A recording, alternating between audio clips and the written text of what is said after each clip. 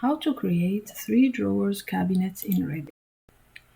So first of all, we are going to open a new family template. We will go for casework template, and this one allows for a parametric component. So we already had the width and the depth. We will enter the right values. We will change the scale. Now we are going to add reference plan. So we choose the pick lines tool.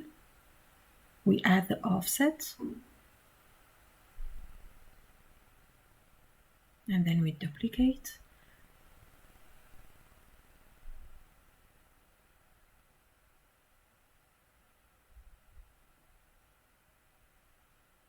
We go to annotate and add dimensions to those new reference planes we created. So those dimensions represent the thickness of the panel of our cabinet.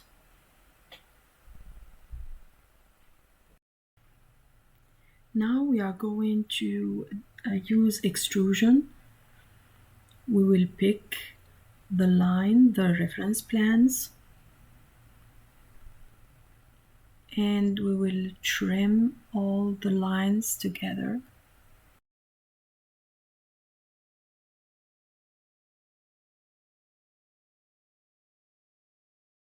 To go to the right view and add a reference plan so we can design the right height for our cabinet.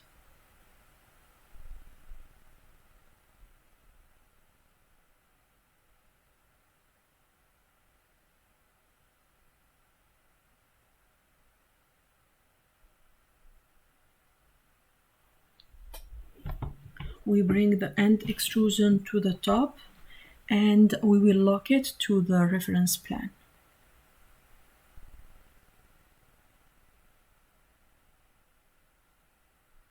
Now we go to the front.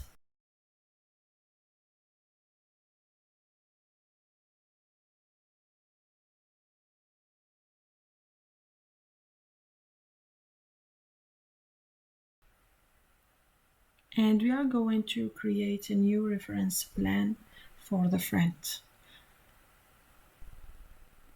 So we are going to create a void form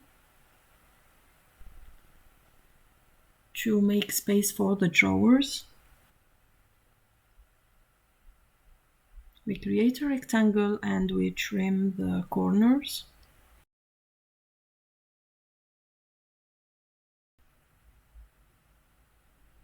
Now we can push the void form through our cabinet.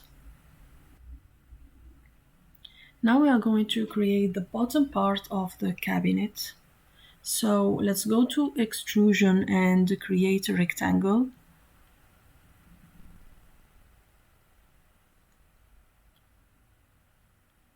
We will use the reference plans and lock the lines.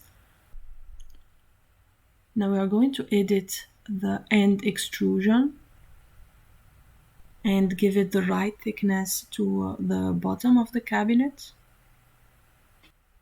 And now we can do the flex test to see if our cabinet is parametric. Is to create the 4 different types of the cabinet.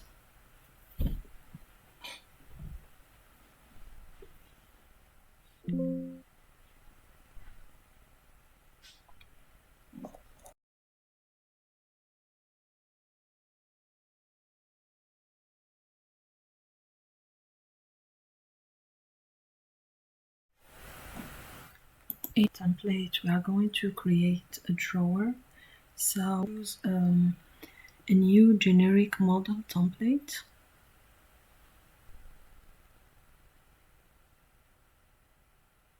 So first of all, we are going to duplicate the reference plans. So we choose the pick line tools to do so.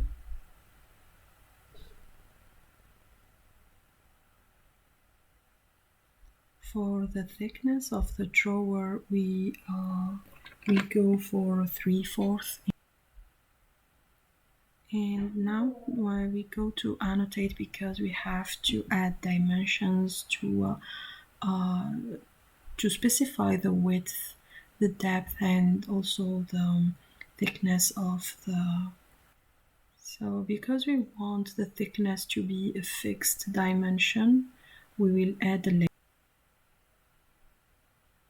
And we want the drawer to flex,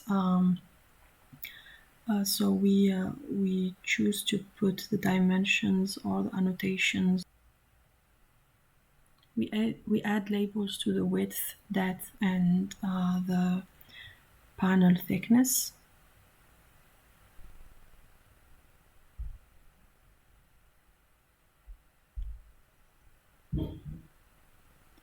We respect the naming convention using capital letter at each beginning of each word.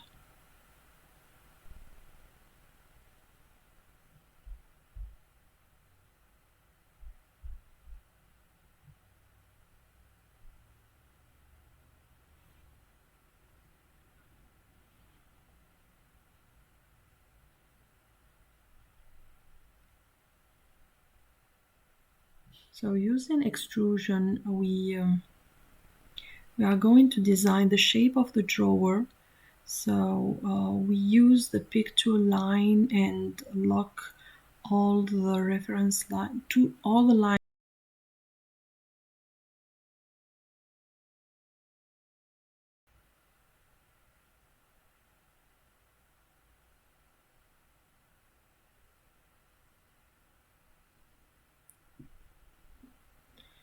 Now that we got the shape, we give it the right height.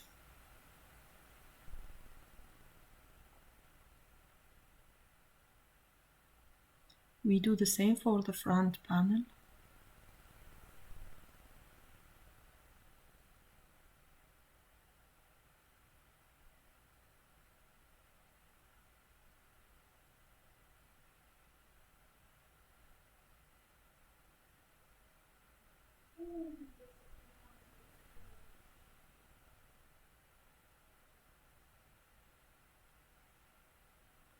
And we make the front panel a little bit higher than the rest of the drawer.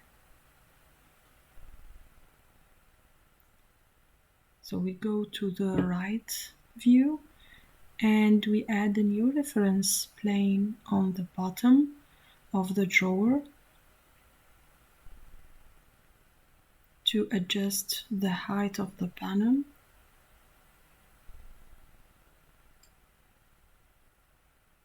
Now going to the reference plane, we are going to create the bottom part of the drawer. So we will use extrusion tool. We will pick lines and always check that the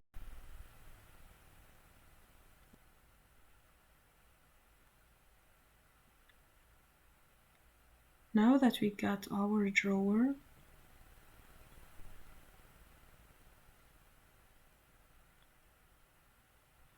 we will do the flex test just to check if the drawer is parametric.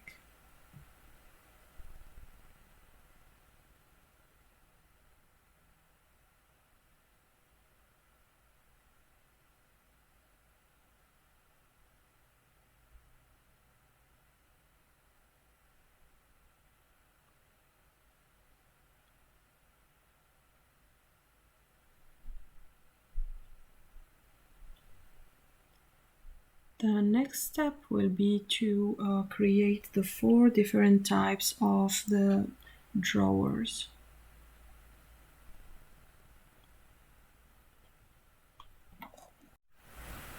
Before loading a drawer into the cabinet family, we will assign a material to the drawer. So I choose to add a new parameter properties to the front panel, and I name it the uh, panel material. And I did the same thing with the rest of the part of the drawers, and I assigned a material category to each component. So these steps allow to edit or modify the materials in the cabinet family. Now we load the drawers to the family.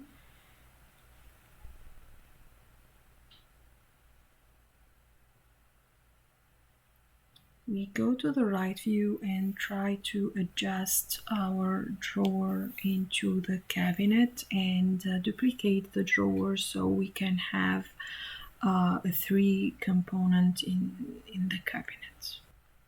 So now, as we can see in our 3D view, we do have our component completed with three drawers.